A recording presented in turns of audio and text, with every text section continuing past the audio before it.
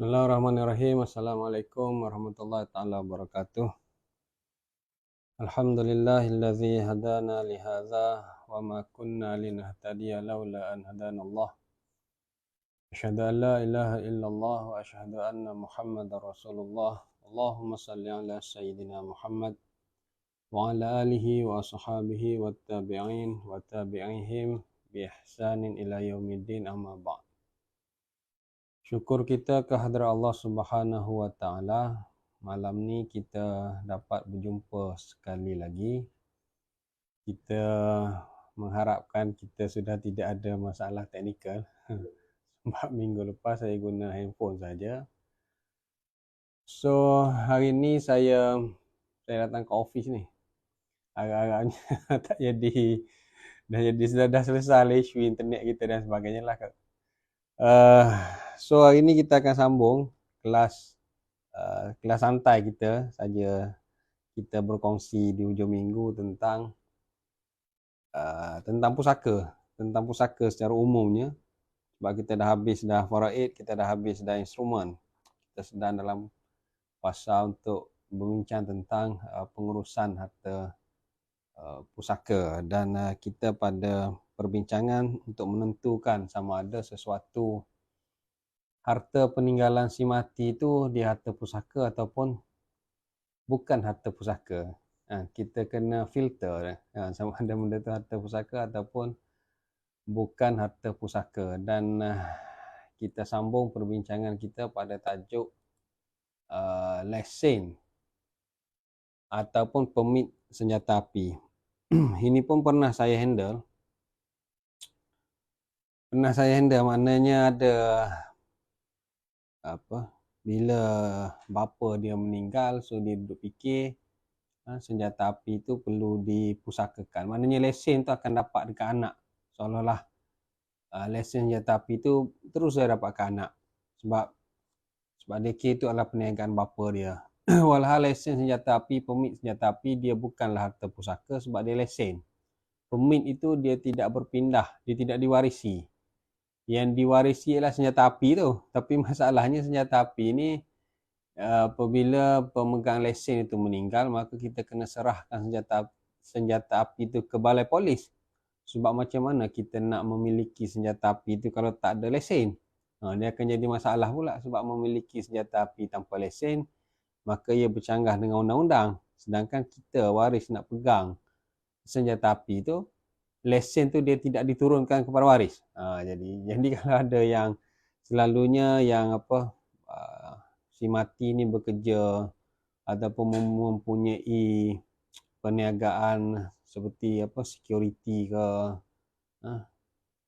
ataupun dia memang ada senjata api lah. Kalau dia ada kebun ke apa semua, dia ada lesen senjata api. So lesen itu dia tidak diwarisi. Senjata api itu hendaklah diserahkan ke balai polis supaya kita pula waris pula tidak dikenakan tindakan kerana memiliki senjata api tanpa lesen. Kemudian kalau waris nak juga lesen ataupun permit senjata api itu, maka waris hendaklah pohon untuk mendapatkan lesen tersebut. Dan permohonan oleh waris tu dia tidak semestinya dapat lah, sebab dia perlu comply dengan syarat-syarat yang ditetapkan lah. Saya tak pasti sama ada kena pergi buat latihan menembak ke apa ke, saya tak pasti macam mana sebab saya tak ada senjata api. Dan bukan senang juga untuk mendapatkan lesen atau permit senjata api lah, kecuali bagi mereka yang berkelayakan. Cuma yang saya nak cakap, lesen itu tidak boleh diwarisi. Jadi apa-apa pun waris kena serahkan terlebih dahulu kepada balai polis supaya tidak menjadi masalah. Senjata api itu diserahkan kepada balai polis. Kemudian pandai-pandailah pula arrange untuk dapatkan lesen dan ambil balik senjata api itulah. Polis tu akan notakanlah siapa yang menyerahkan senjata api itu. Mana ini waris kepada sekian-sekian, serahkan senjata api untuk disimpan oleh balai polis, sehinggalah satu permohonan dibuat ataupun yang menyerahkan itu membenarkan yang ada lesen sekian-sekian pula untuk ambil. Orang yang ada lesen pula kena pergi ambil lah. So dia kena deal dengan siapa-siapa yang ada lesen lah. Yang ada lesen tu pula dia ada jumlah, saya rasa dia ada lesen untuk berapa senjata api, dia tak boleh nak pergi ambil macam tu juga. So dia ada apa peraturan dia yang perlu diikutilah. Yang pentingnya dia tidak diwarisi, tidak semestinya waris memiliki ataupun tidak diwariskan senjata api kan, sebab dia adalah pengarah syarikat security ya. Berpuluh-puluh senjata api. So itu dia kena deal lah dengan rakan kongsi yang lain dan sebagainya lah, cari partner baru dan sebagainya. Seterusnya, wang pampasan dari takaful ataupun insurans berkelompok. Ini adalah untuk yang berkelompok. Sebab kita dalam tajuk bukan harta pusaka. So ini juga bukan harta pusaka. Yang saya bincangkan ini ialah pampasan daripada takaful ataupun insurans berkelompok. Dia bukan yang individu si mati itu carum ataupun individu si mati itu bayar. Ini bukan. Yang berkelompok ini bermaksud yang membayar caruman, yang membayar setiap bulan itu adalah majikan dia, dan pihak yang dilindungi ialah pekerja. So dia bukan semua company boleh ambil insurans berkelompok, takaful berkelompok. Dia ada syarat dia lah, dia ada minimum saya tak tahu, kena tanya orang takaful. Kita ada peserta kita ni yang memang buat takaful, yang ejen takaful, bukan jual takaful, sebab takaful bukannya barang jual beli, maknanya menawarkan perkhidmatan takaful lah, mencari peserta takaful dan sebagainya, ejen kepada takaful. So dia ada satu produk yang mana syarikat membayar, polisi itu adalah kepada syarikat, tetapi pihak yang dilindungi ialah pekerja-pekerja syarikat. So sekiranya ada pekerja itu meninggal, maka syarikat takaful dia akan bayar kepada peserta, iaitu syarikat. Dia akan bayar kepada majikan, kemudian majikan akan bayar kepada waris ataupun kepada siapa yang dinamakan oleh si mati itulah, oleh pekerja dia yang meninggal tadi. So ini adalah bukan harta pusaka, sebabnya itu adalah suatu pemberian daripada majikan kepada pekerja dia. Pemberian pada majikan kepada pekerja dia, yang mana pemberian itu diberi selepas si mati meninggal, dan ia seolah-olah macam sagu hati daripada majikan kepada pihak yang dinamakan oleh pekerja. So bila dia masuk kerja kat situ, so human resource ataupun bos dia akan bagi borang, okey, kita ada takaful berkelompok ataupun kita ada insurans berkelompok. Jadi you namakan siapakah penama yang akan menerima pampasan takaful berkelompok ataupun insurans berkelompok ni.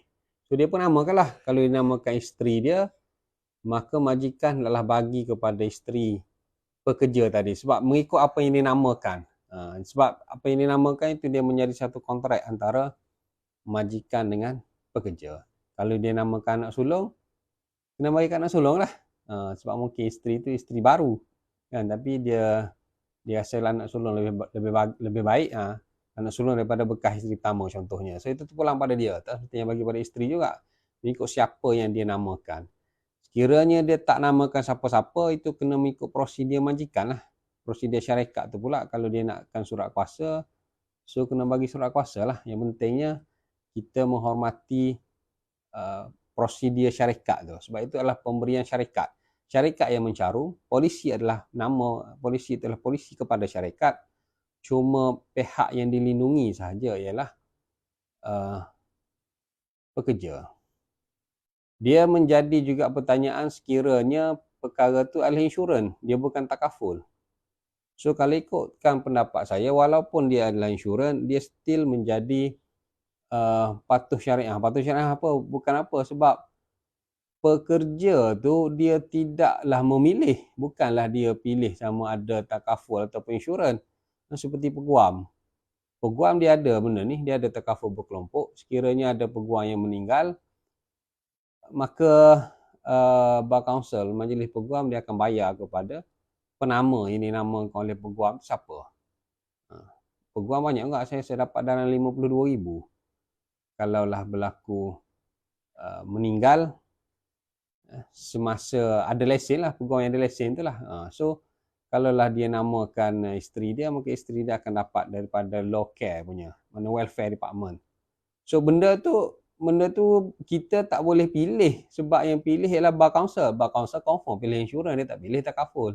Sebab bar council memang secara tradisinya sampai ke hari ni pun memang dia dikuasai ataupun memang perjawatan ataupun dia orang yang menang. Maknanya yang non muslim, peguam non muslim ni yang menang dalam pertandingan setiap tahun untuk jawatan-jawatan dalam bar council. So bila dia orang mesyuarat, dia orang akan ambil yang insurans lah. Saya rasa saya dah 18 tahun jadi peguam. Insurans je, bukan takaful. Dia ambil, dia orang tukar je syarikat insurans mana. Kadang-kadang berapa tahun syarikat insurans yang sama, kemudian lama-lama dia orang tukar pula. Dia orang ikut broker sebenarnya.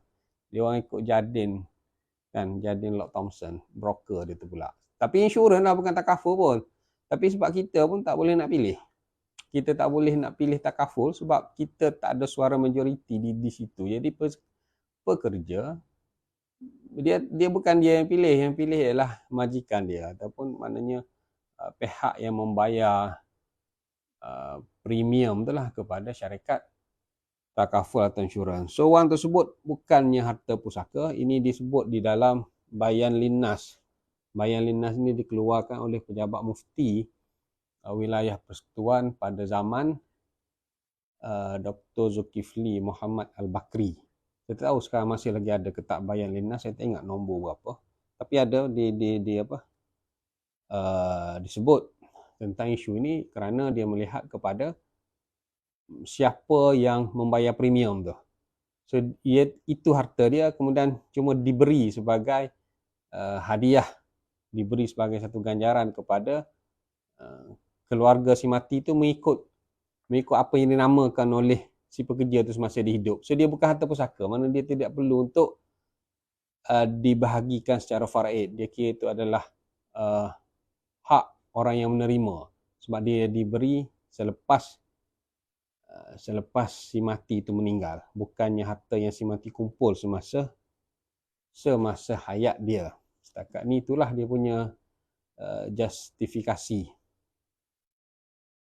Cuma timbul beberapa isu yang lebih complicated ataupun yang lebih menarik untuk dibincangkan tentang penentuan harta pusaka. Isu ini adalah bergantung kepada fakta kes. Sesetengah kes diputuskan ia adalah harta pusaka, sesetengah kes diputuskan ia bukan harta pusaka. Jadi isu ini yang sebenarnya yang penting yang saya nak bincang ataupun saya kongsi, tapi saya tak belakang. Saya kongsikan perkara yang lain dulu. So yang pertamanya tentang akaun bersama. Akaun bersama ni bank lah. Di bank ni kita boleh buka akaun bersama. Akaun bersama ni kita boleh buka sama ada 2 orang, 3 orang, even 4 orang pun boleh buka akaun bersama. Yang paling mudahnya selalunya berlaku kita buka 2 orang lah. Contohnya suami isteri dia buka akaun di bank secara akaun bersama. So akaun bersama ni dia akan jadi 2 nama lah. Kan contohnya Ahmad dan Noh. Contohnya lah suami dan isteri, Ahmad dan Noh. So bila dia buka akaun bersama, sewaktu nak buka akaun bersama tadi, kita boleh pilih. Kita boleh pilih sama ada kita nak buat withdrawal tu all signatories. Maknanya kalau nak withdraw duit, maka semua penama untuk akaun bersama tu perlu tanda tangan. Mana pengeluaran adalah dibuat secara bersama. Dua-dua kena tanda tangan barang withdrawal, barulah akaun tu boleh dikeluarkan. Ada yang memilih macam tu. Dan saya pun pernah tengok ada yang memilih macam tu. Dia masukkan duit sebagai dalam akaun bersama. Tapi kalau nak keluar, kena dua-dua sign. Ini memang betul-betul simpan lah. Kalau seorang saja nak keluar, seorang lagi tak setuju, maka tersimpanlah duit tu kat situ. Tetapi dalam masa yang sama kita boleh juga buat either one signatory.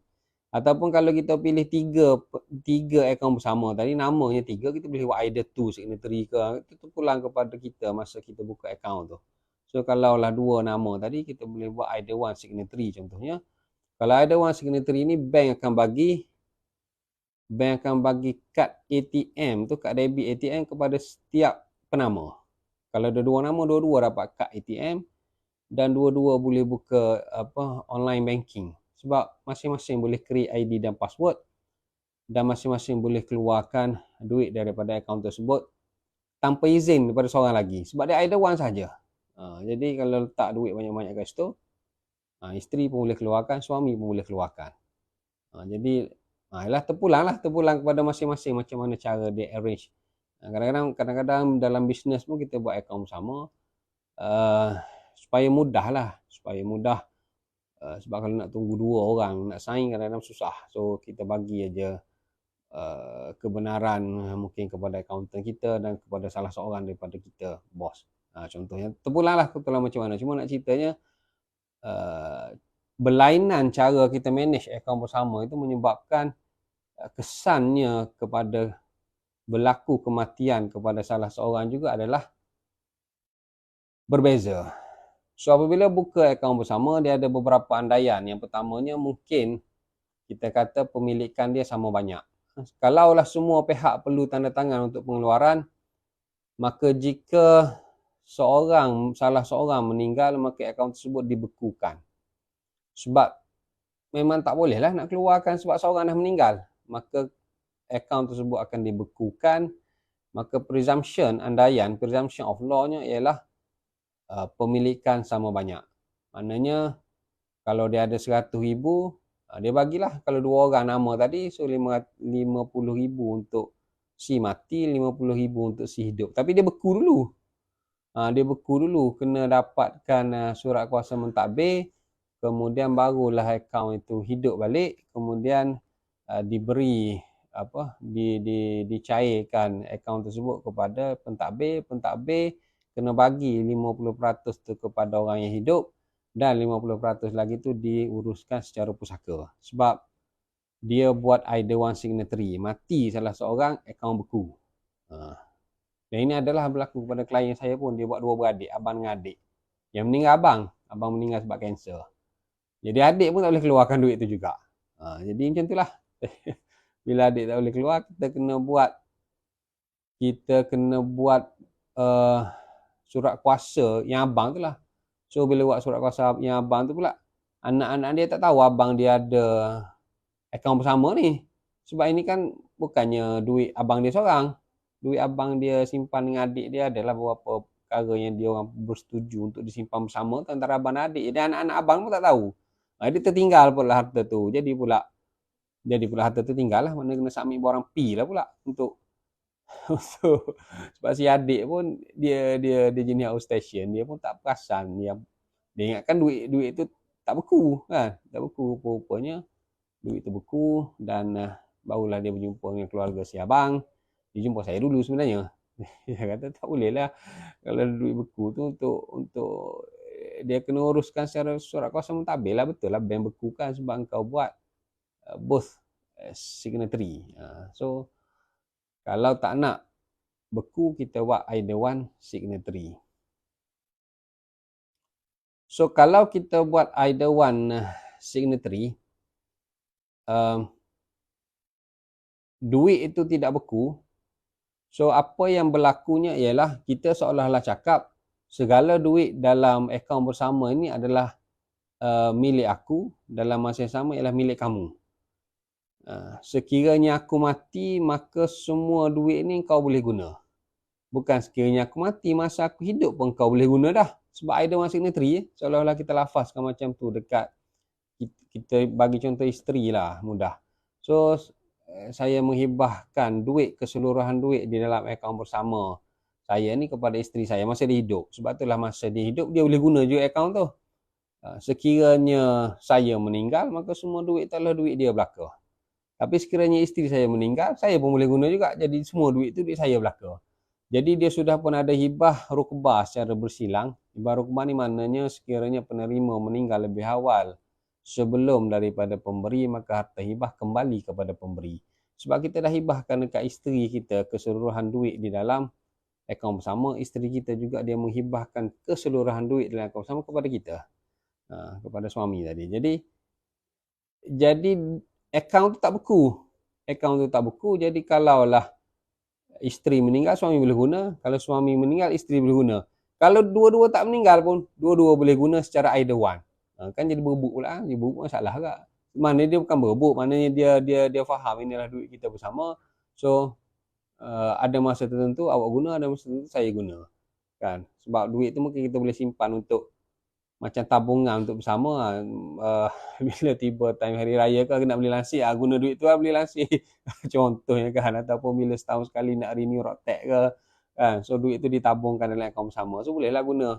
Sebab duit yang ada selalunya untuk maknanya masuk keluar kan, masuk keluar tu duit masing-masing lah kan. Duit suami bayar rumah, bayar kereta, duit isteri untuk dapur ke apa, tapi disimpan juga sebahagian dalam akaun bersama, yang mana akaun bersama tu digunakan mungkin pada waktu-waktu tertentu lah, pada hari raya nak guna,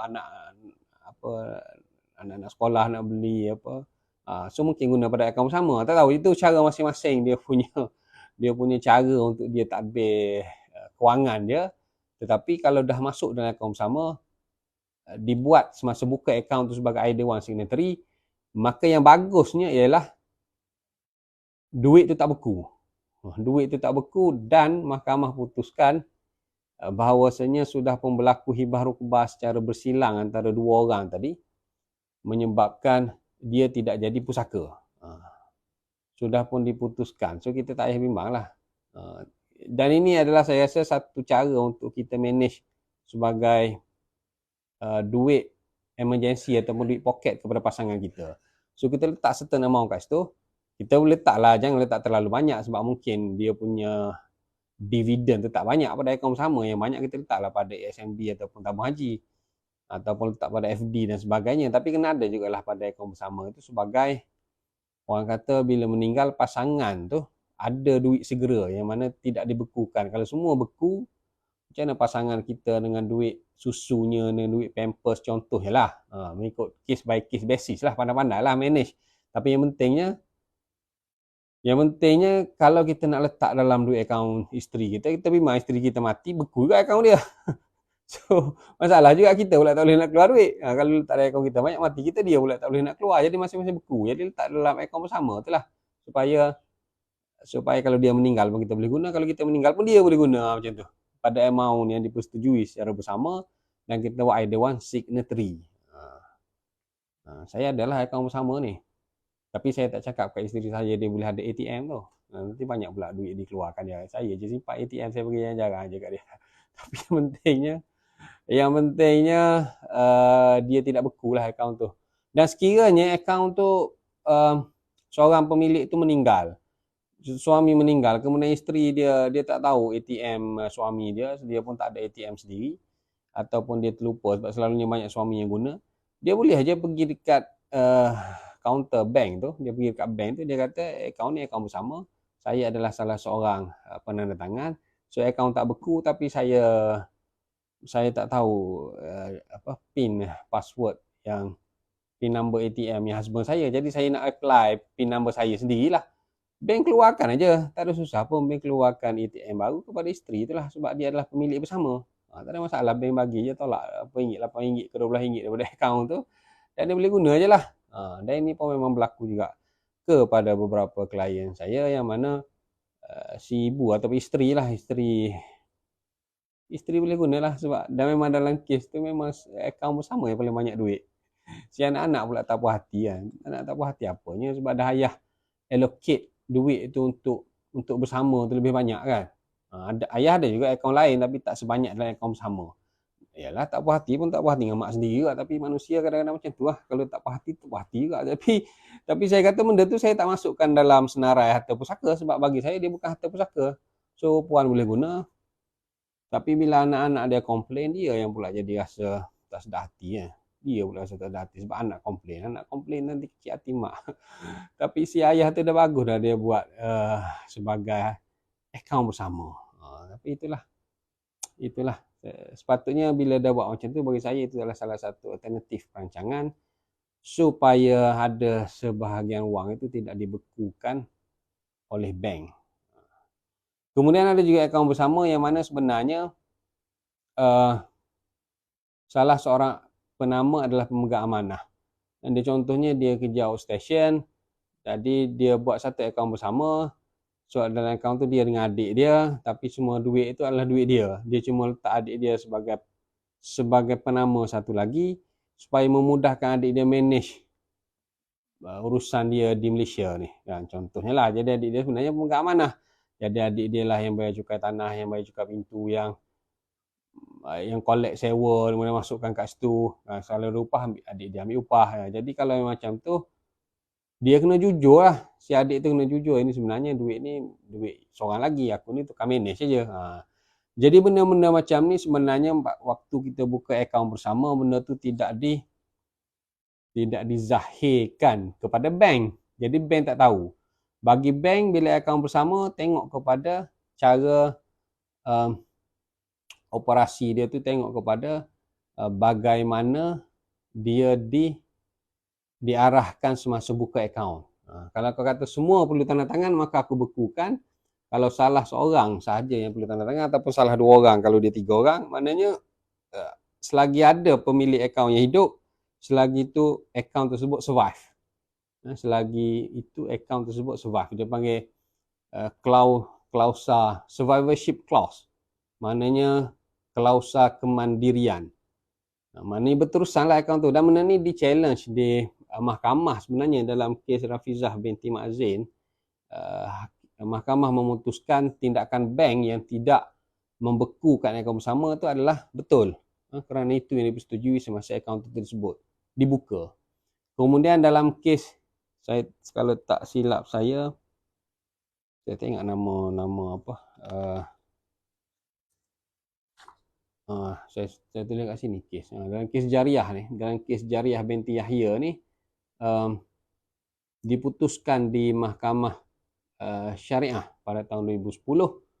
Jariah ni dia isteri ketiga kepada si mati. So si mati ada akaun bersama dengan Puan Jariah, jadi glamour nama dia lah sebab dia yang bawa kes.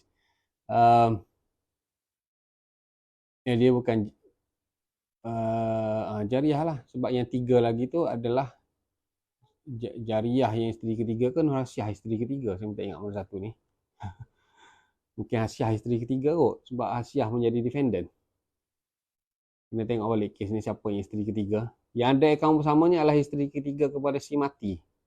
So diputuskan oleh mahkamah bahawasanya harta dalam akaun bersama itu adalah harta yang sudah pun hibahkan si mati kepada responden. Maknanya Nur Hasiah lah. Responden kat sini Nur Hasiah. Nur Hasiah telah isteri ketiga. Pemilikan penuh telah berlaku semasa hayat dan selepas kematian si mati. So dalam kes ni, responden membuktikan semasa dia hidup, dia sudah pun dapat menggunakan wang, memanfaatkan wang dalam akaun bersama. Sebab dia kan, ialah bila ramai isteri, dia rotate je. Suami dia dah lah kerja, bisnes, outstation. So balik pun memang jarang-jarang lah. Lagipun dia isteri yang ketiga, so dia ada rotation dia. So waktu-waktu suami dia tak ada apa semua, memang dia guna duit daripada akaun bersama tadi lah. Masa hidup pun dia dah boleh guna, lepas mati pun dia guna juga sebab benda tu tidak freeze. So hakim mengatakan telah berlakunya qabat, telah berlakunya penerimaan harta hibah, klausa kemandirian. Tetapi klausa kemandirian ini tidaklah memberikan milikan beneficial secara automatik. Sekiranya dia ada akaun bersama tapi masa hidup dia tak pernah guna, taklah. Maknanya tak pernah berlaku qabat. Dia ada akaun bersama tapi masa dia hidup, dia sendiri pun tak pernah guna akaun tu. Itu tak boleh jugalah sebab engkau tidak ada niat hibah tadi. Sebab masa kau hidup, kau kerekut langsung isteri kau tak guna akaun tu. Tak boleh lah. Sebab dalam kes ni dia membuktikan masa hidup pun dia dah boleh guna. Maknanya memang hibah sungguh lah. Hibah semasa hidup lagi. Masa mati lagi lah ada harta hibah. Harta dia lah. Macam tu. Jadi bila buka akaun bersama, kena pastikan pasangan kita tu boleh guna, maknanya dia tahulah PIN number kita, dia boleh gunalah debit tu dengan nombor PIN apa semua tu dia boleh guna. InsyaAllah dia tidak akan gunakan secara membabi buta lah kan, pasangan kan. So perlu dibuktikan bahawa pemegang akaun yang masih hidup mempunyai penguasaan penuh terhadap akaun semasa hayat si mati. So semasa hayat pun dia dah boleh guna, selepas mati pun dia boleh gunalah. Maka diputuskan dalam kes tersebut, telah pun berlaku hibah, maka akaun bersama yang either one signatory tadi, dia bukan harta pusaka, dia menjadi harta pemilik yang masih hidup.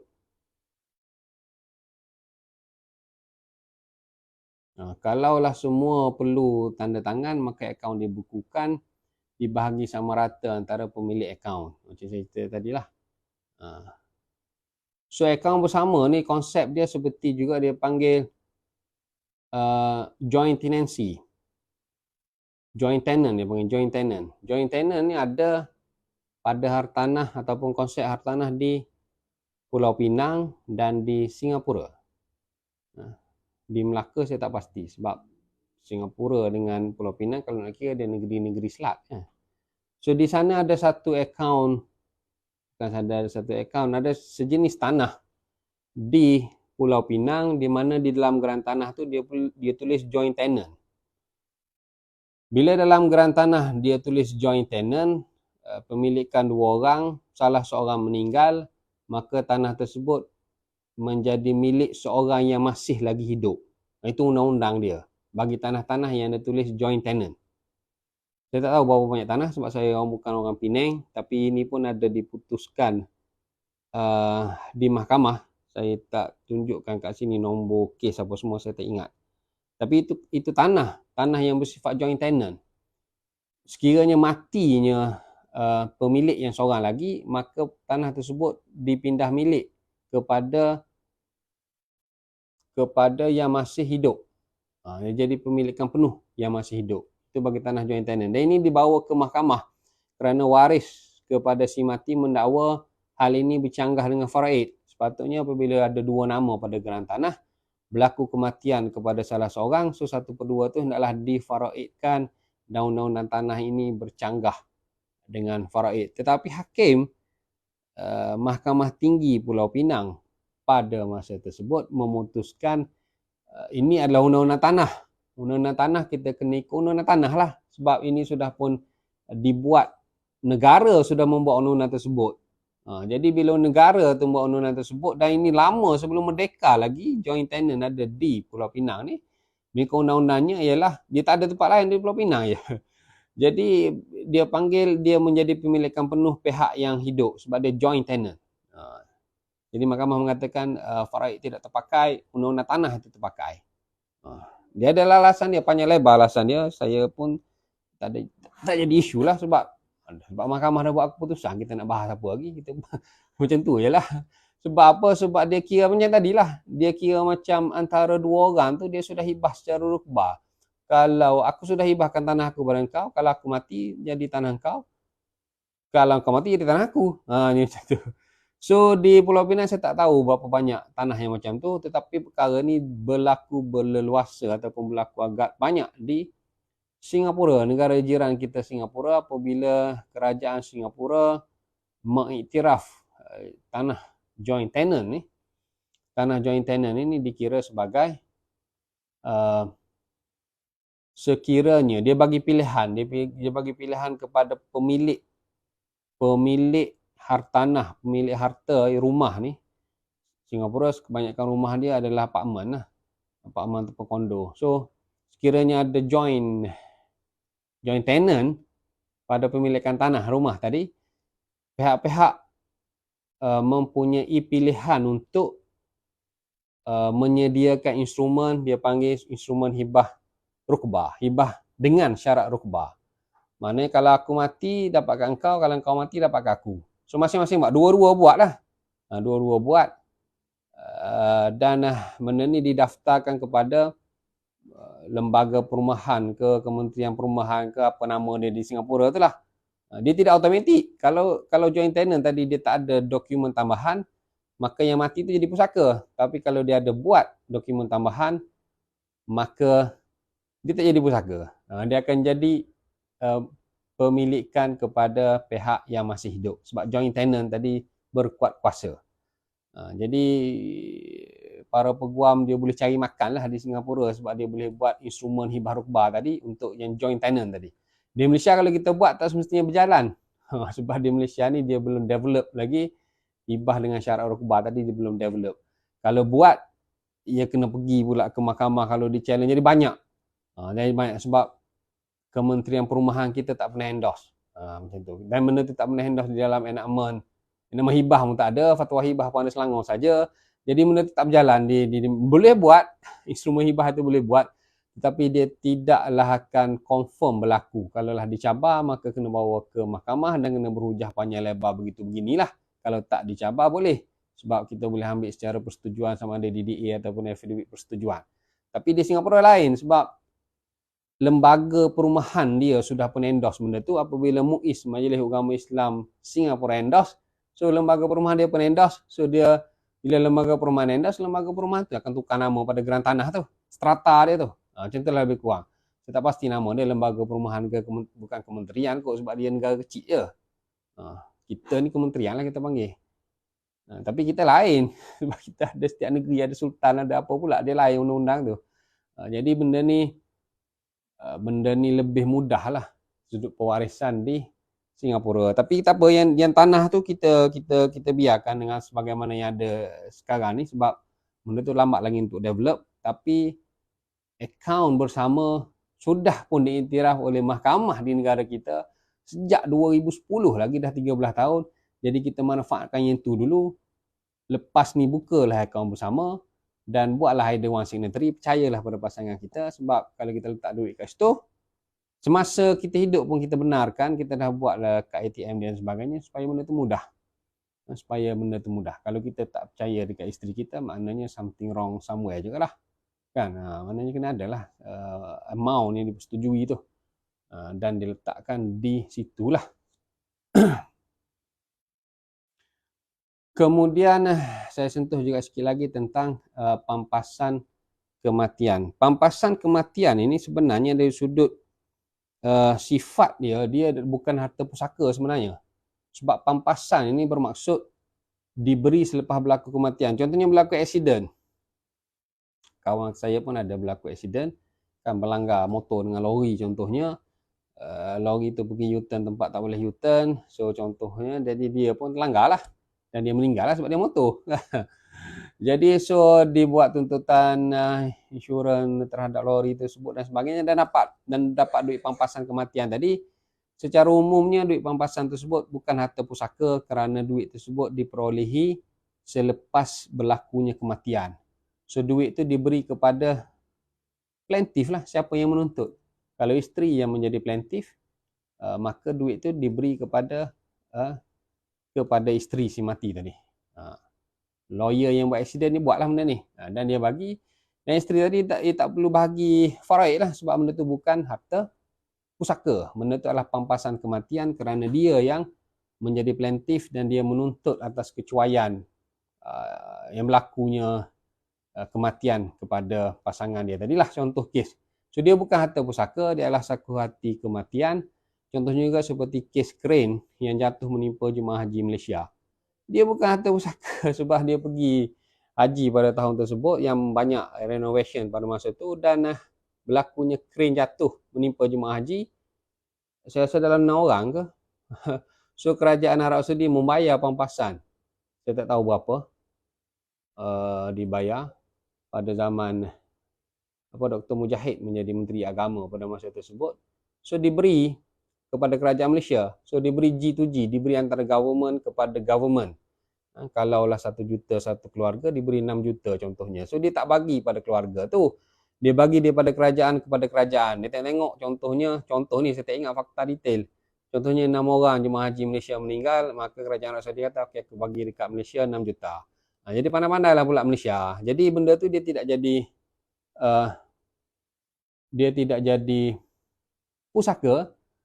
Cuma kes tu Menteri Agama dia bagi dekat amanah raya untuk amanah raya agihkan kepada keluarga.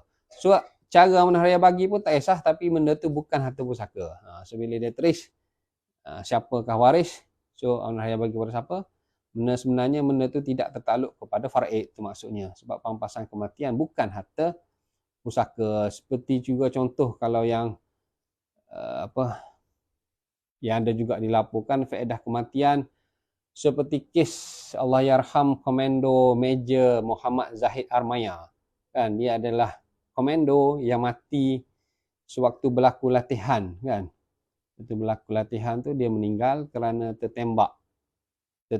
Dia lari sikit daripada baju besi kan, dia atas sikit kan, atas kanan ke. Maknanya dia pakai baju besi sebenarnya, tapi tak tahu peluru tu maknanya terkeluar daripada baju besi tu, jadi terkenalah badan dan akhirnya meninggal dunia. Dan ATM Angkatan Tentera banyak memberi faedah kematian kepada isteri Allahyarham. Dan dia bukan harta pusaka lah. Dia bukan harta pusaka sebab dia adalah pampasan kematian, maka waris lain tidak boleh menuntut sebagai suatu harta pusaka sebab dia bukan harta pusaka. Terpulang pada isteri dia lah. Terpulang pada isteri dia. Kalau dia nak bagi token, dia bagi token lah. Kalau dia tak nak bagi pun, itu adalah harta dia. Sebab ATM yang decide kepada siapa dia nak bagi. Sebab itu adalah faedah kematian. Yang mana harta itu bukannya dikumpul oleh si mati, tetapi adalah pemberian daripada pihak-pihak selepas berlakunya kematian. Cuma ada satu kes pampasan kematian, satu saja kes yang saya jumpa yang memang dia pelik sikit, iaitu pampasan kematian yang dituntut oleh Allahyarham Tan Sri Wan Sulaiman Pawanteh.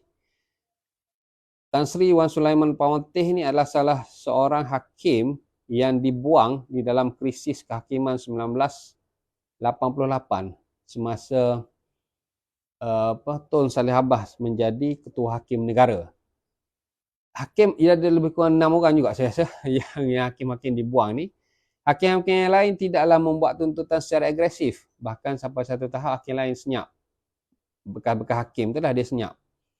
Saya pun salah seorang hakim yang dipecat tu, bukan salah seorang, saya beberapa hakim yang dipecat tu adalah guru-guru saya di UIA dulu. So Tan Sri Wan Sulaiman Pawanteh ni tak, dia menuntut dengan kerajaan. Semasa hayat dia menuntut, dia kata dia dipecat ini adalah suatu kezaliman, suatu kesilapan, maka dia perlu dipampas. Tetapi dia tidak berjaya sehingga akhirnya pampasan itu diberi oleh Tun Abdullah Ahmad Barawi yang menjadi menteri yang incas bahagian undang pada masa itu ialah Datuk Zaid Ibrahim. Saya pun tak tahu kenapa Tun Abdullah bila dia naik dia bagi kat Datuk Zaid Ibrahim kan. Tapi tak apalah, itu punya arrangement masing-masing. Pada masa tersebut barulah pampasan itu diberi kepada bekas-bekas hakim. Dan pada masa tersebut Tan Sri Wan Sulaiman Pawanteh sudah pun meninggal dunia, maka diberi kepada isteri Tan Sri Wan Sulaiman Pawanteh. So dibawa kes ni di Mahkamah Syariah kerana anak-anak dia menuntut ini adalah harta pusaka. Saya tak tahu berapa juta dapat.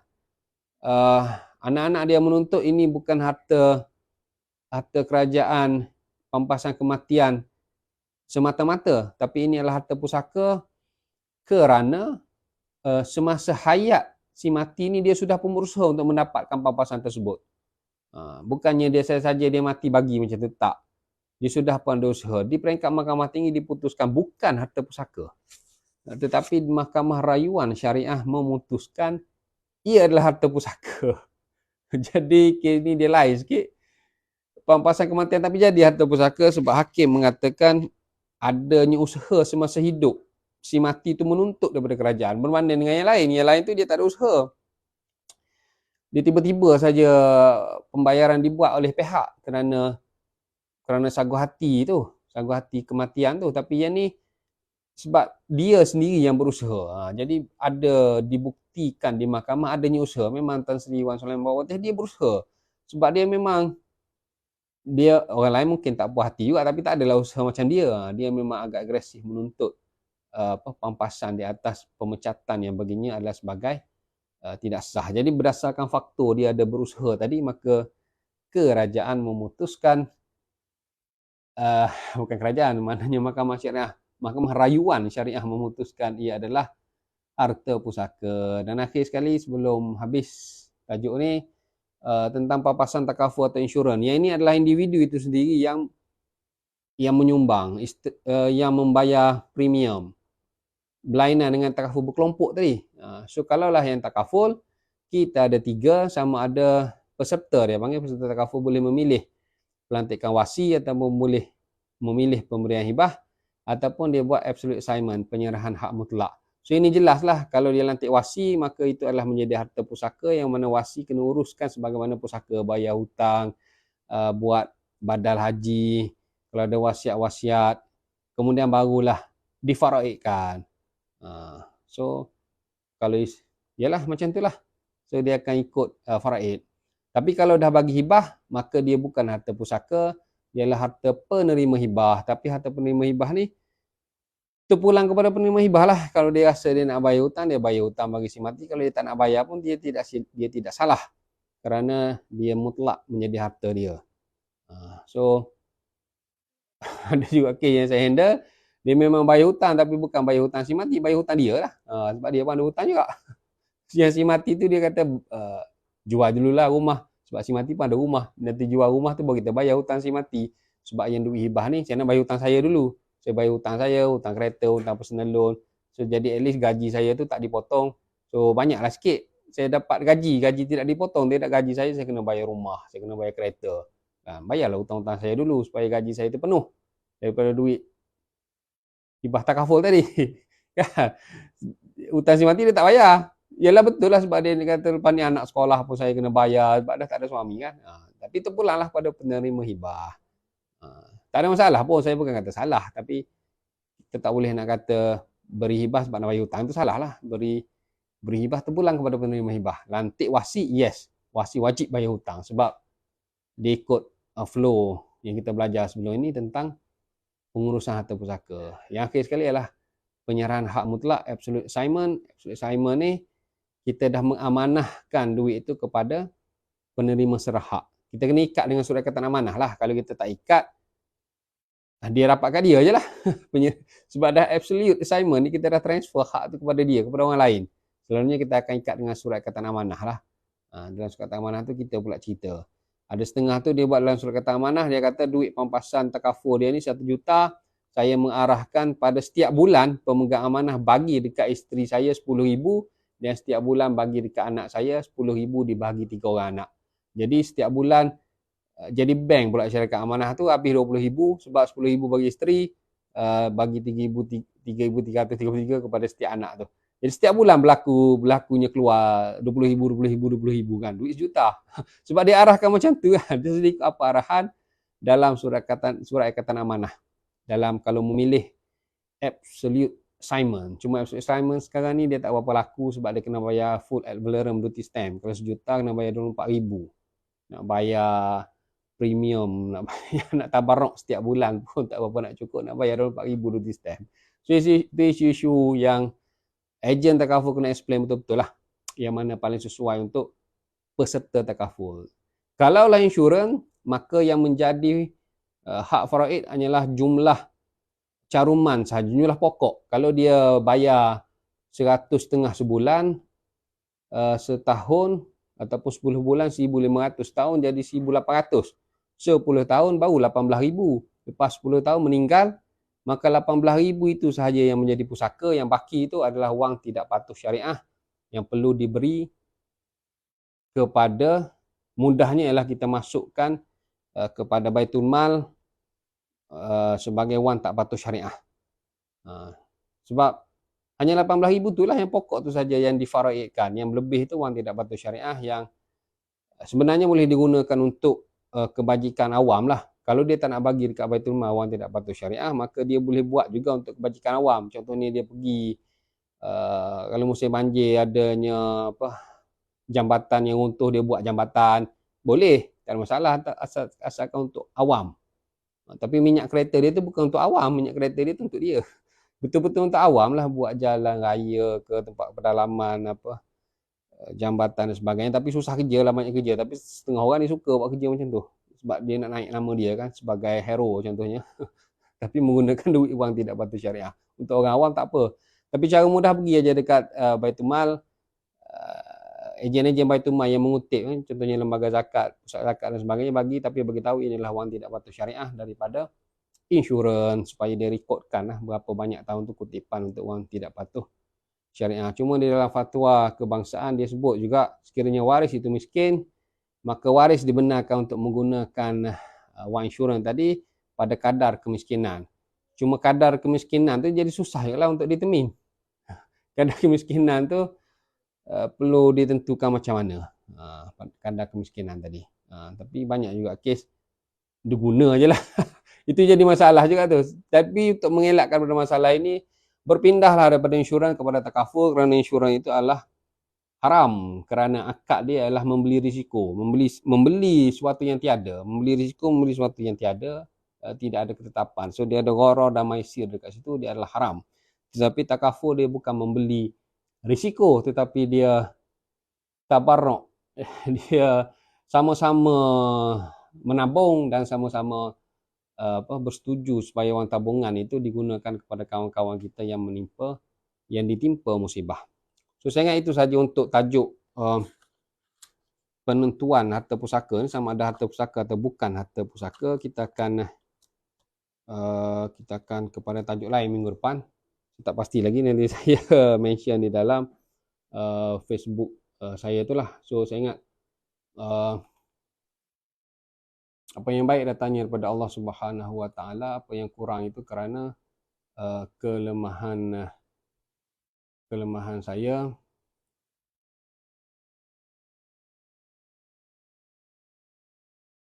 So kita sudahi dengan membaca Ummul Kitab, dengan membaca tasbih kafarah dan surah Al-Asr.